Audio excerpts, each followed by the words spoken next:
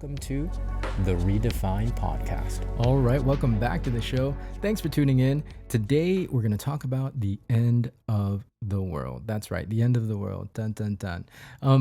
This is a big conversation, and there's a lot to tackle. I know I'm not going to be able to get to every aspect of this particular topic, but there's certain specific things that I do want to land on. Now, first of all, if you're a conspiracy theorist, I want you to know that's not the conversation we're going to have today. So you can go ahead and skip this episode, especially if you're watching the YouTube version. I know there's a lot of that stuff on the internet and on YouTube. So that's not my shtick. So you can move right along.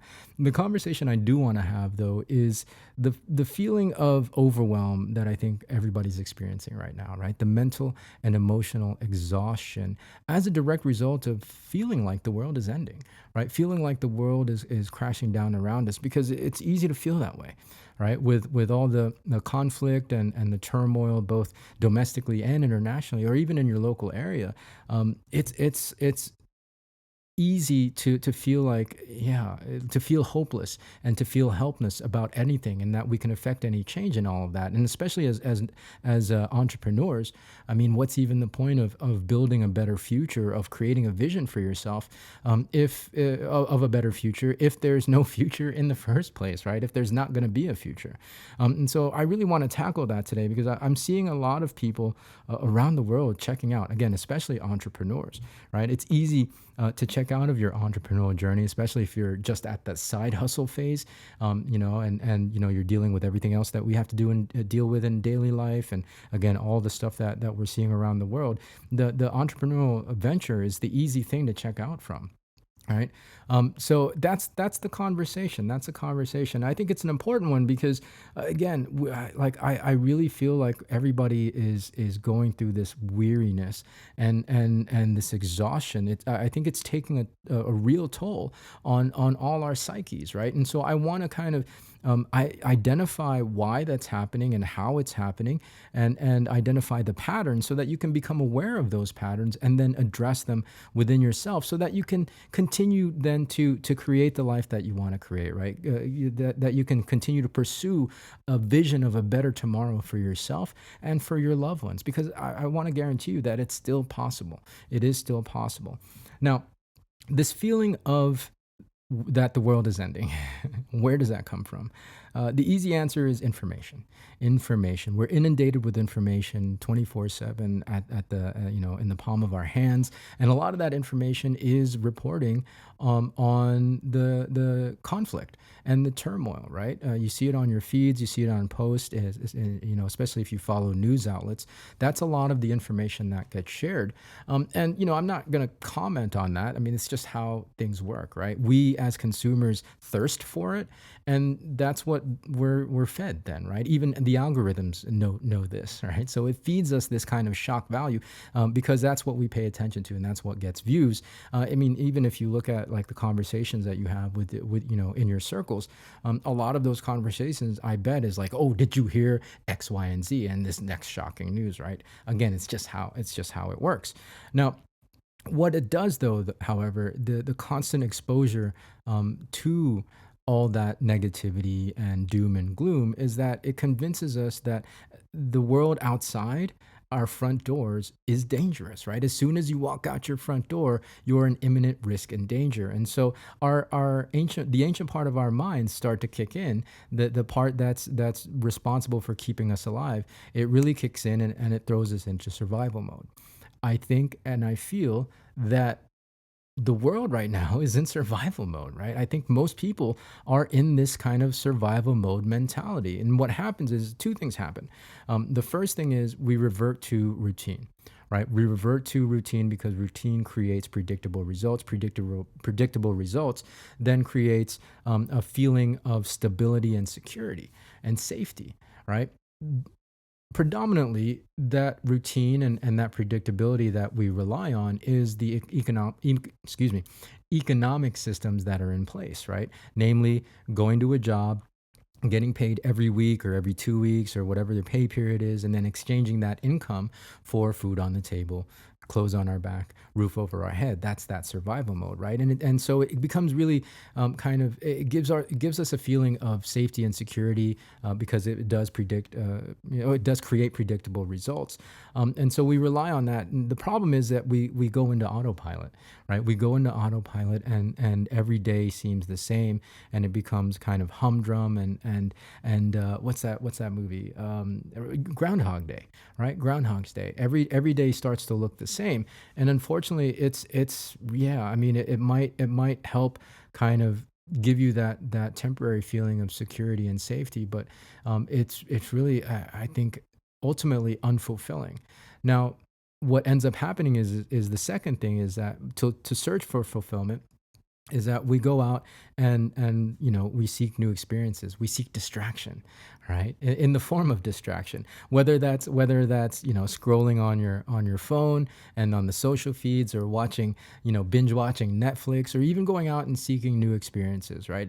And don't get me wrong, I love seeking out new experiences if it's intentional and if it's purposeful, it's what's the word I'm looking for, anyways, yeah, if it's intentional and purposeful, as opposed to being escapism, right? As opposed to like, okay, I want to escape how I'm feeling.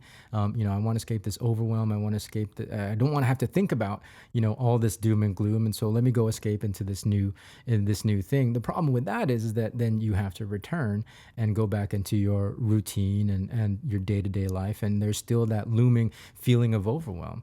And so all of that it can be very, very unfulfilling. And it just kind of becomes this cycle of, trying to run away from this feeling of hopelessness and helplessness, and escaping into routine and escaping into new experiences and into distraction.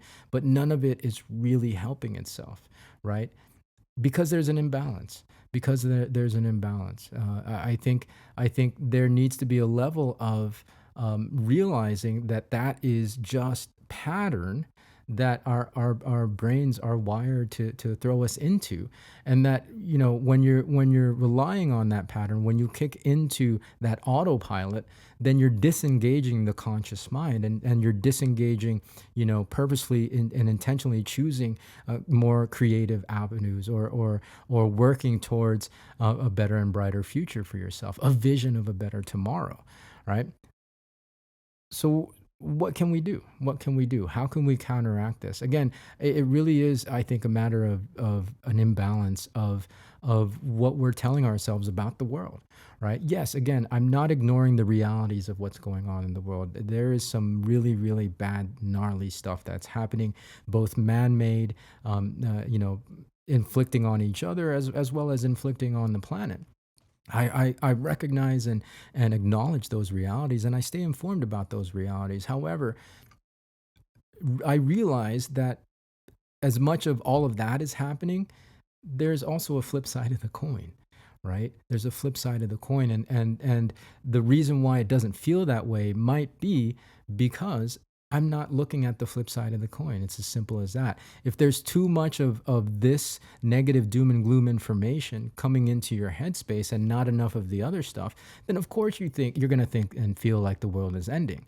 But understand, there are some good stuff happening as well, and that there are also people in the world that are having to shoulder the same kind of burdens that we all have to shoulder. I mean, we're all kind of experiencing this as a global community, and there are people that are thriving as a result, right? There are people that are taking this information and that are aware of it, but they're also going off and doing their amazing things and making a difference and making an impact in their lives, and in the lives of the people that they care about, and then in the lives of the communities around them, right? So there's as much, if not more, good things happening in the world, and change and growth happening in the world, as there is conflict and turmoil. And it's just the level of exposure to that is really contributing to you perhaps feeling like the world is ending. So the first step then is to counterbalance it, right? To counterbalance it. I understand that yes, it is important to stay informed, and it's important to just know what's happening around the world, especially in your local area. But be aware of the hopelessness that it makes you feel, and act accordingly. Number one, counterbalance it with other information. What I like to do, obviously, I mean, it's a personal development journey, right? Fill your head with good stuff, and good stuff comes out. Podcasts have been really a mainstay for me, especially in the recent months as I've gotten back into the groove of business, and especially with all the challenges and adversities that I've had to face recently. I mean, it's tough. Like I wake up and hit a wall of doubt every day. Every day, do I have what it takes? And that's on top of the recent current events in my life, with my dad passing away, and the changes in my living situation, and the changes even financially that's happening, right? The changes that's happening within my company, my network marketing company, and the difficulties that's presenting, and then wanting to take my own business in a new direction, rebuilding it, but not the way I built it before, innovating and doing new stuff with the internet and social media. And like, do I really have what it takes to do this, on top of everything else that I have to tackle, on top of everything else that's going on in the world? And so, yeah, I wake up with a wall of doubt every day. And I know to counterbalance that with people that inspire me, right? With people that motivate me, with people that are out there doing it and making it happen, despite all the things that we all have to face as humans on this earth, right? There are people out there that are shining examples and guiding light, and so I want you to follow them. For me, right now, Brendan Burchard is high in rotation. Jasmine Star is high in rotation. Jenna Kutcher is high in rotation, in my just to name a few, in my podcast list. So yeah, you just gotta fill your head with as much good stuff, if not more, than the negative and the news cycles, right? The tragedies and the calamities. Really, really important. And then don't forget that you can create a better future for yourself, right. When you realize that there is a flip side of the coin, then there can be a brighter tomorrow. There can be a vision and a goal that you set for yourself and your family. And you might be thinking, well, like, how can you affect change when there's so many large things happening on a grand scale, on a global scale? How can one little old me, how can I affect change in that? Well, number one, participate in as much of the change that you want to participate in, right? On whatever level you can.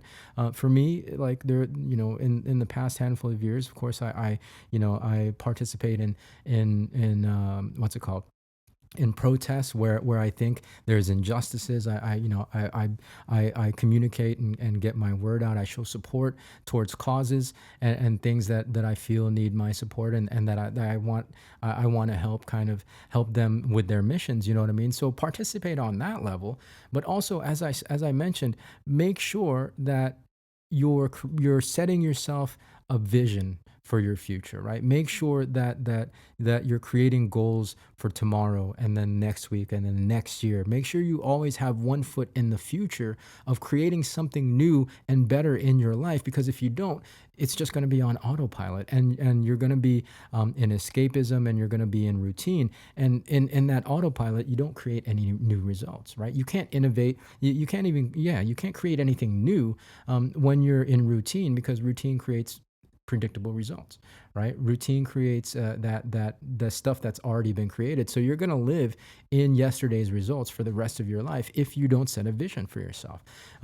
So set a vision for yourself. Listen to good audio. Listen and read things that are going to nourish you, and that will strengthen you as we all face this turmoil and these conflicts, so that you can continue to work towards building a better future for yourself, and then that as an extension for your family, as an extension of that for your loved ones, as an extension of that for the community around you. And then it reverberates, right? It reverberates, and it has that butterfly effect. And that's how we make a better future for ourselves, right? Right.